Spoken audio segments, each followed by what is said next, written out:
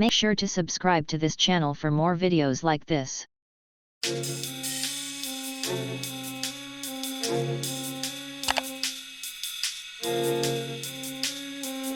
Possibly even helping into the weekend. So we're tracking this cold front very closely. That's a little bit moisture starved, but also bringing in a big punch of Arctic air on the back side of it. It will pick up some moisture as it progresses off to the east, especially as we start heading into tomorrow and then into Thursday as well. And it's going to start interacting with some of that colder air, and we'll see rain and storms to the south, and we'll see some snow and even a little bit of ice into the northern tier. So Mark was talking about some of the snow that's falling across parts of the Midwest. Well, the cold air is pushing in, and we've got wind chill alerts in effect across the region. It's going to be feeling like 20 to 30 below, even colder than that at times. So this is going to be a huge change. Look at that, from the 30s going down into the single digits in many of these areas of the upper Midwest, and it just keeps going where the bottom drops out, I think, by Thursday morning when the coldest air begins to grip the upper Midwest. But it doesn't stop there. It just keeps advancing off towards the south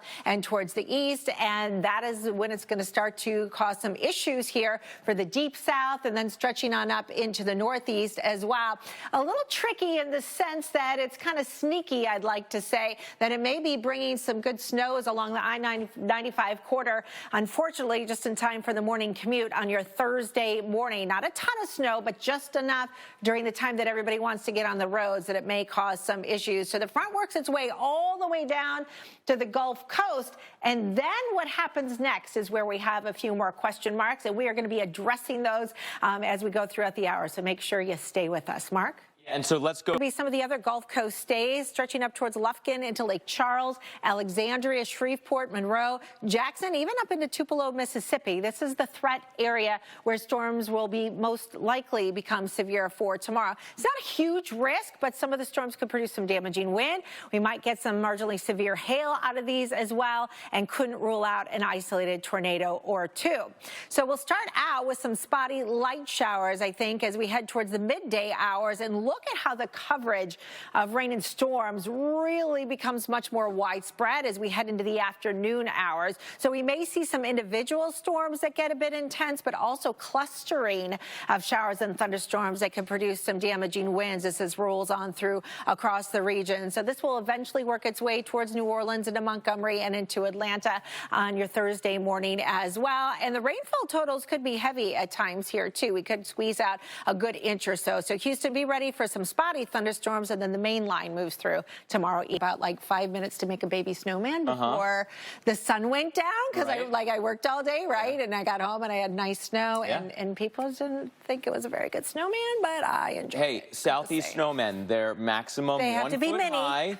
They're partially dirt and grass, but it counts. Yes. If you're a kid in the South, it doesn't matter. You got to make do with what you have. Yeah, you got to. And Watching Storm Center, everybody. I'm meteorologist Jacqui Jeras. So glad you could join us on this Tuesday as we're tracking a cold front, which will then set the stage for our next winter storm as we head towards the end of the week and into the weekend. We're seeing some variations in some of the modeling, bringing in 1 or 2 waves of energy and wintry precip here. So still some details to work out, but confidence growing in a snow and icing event across parts of the Carolinas here late in the week and into your Saturday as well. There you can see one wave moving on through and bringing snow into the northeast, and perhaps a second wave as we head into Saturday night and into Sunday. We're working on the details on that for you.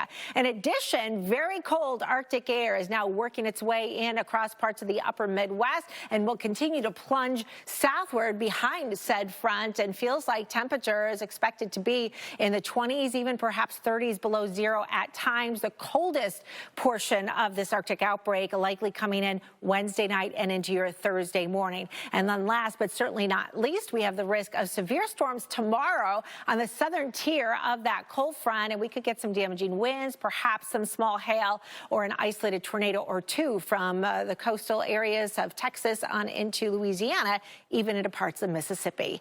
In the meantime, I wanted to get the latest of what's happening on the radar right now. It's seen for sure. Absolutely. All about impacts, right? 2 inches of snow in one part of the country is not the same as 2 inches in another part. And a lot of us have been having issues with travel, with power, and school closing as well. Even today, a lot of folks had to deal with that. Now, as the eastern U.S. is digging out from Winter Storm Izzy, parts of the Gulf Coast are just now getting back to normal after Hurricane F. And if one pops up where you live and causes damage, that has a big, big impact on you. So the risk area stretching from Houston on up towards Shreveport into the Lake Charles area. Grand Isle, we think the risk is going to be to the north and east of you. Jackson on up towards Tupelo, all could be in that zone of severe weather. So showers and thunderstorms are going to get started already in the morning hours, especially by lunch. And look what happens by the afternoon. It really becomes more widespread. So a lot more coverage of rain and thunderstorms. So we'll see a couple of individual storms here and there, but also some clustering with storms, especially with time. And a line may ultimately end up forming here as we head into the evening hours, and this all progresses off towards the east, and that line could produce some damaging winds. So watch out for a couple of spin-ups that could work their way from the Gulf onto the coast in the risk area, and that all pushes into the southeast then as we head into our Thursday. A closer look at the Houston metro area, where you can see some spotty showers or thunderstorms possible, and then a line will be more likely to move through into the evening hours. We'll be right back.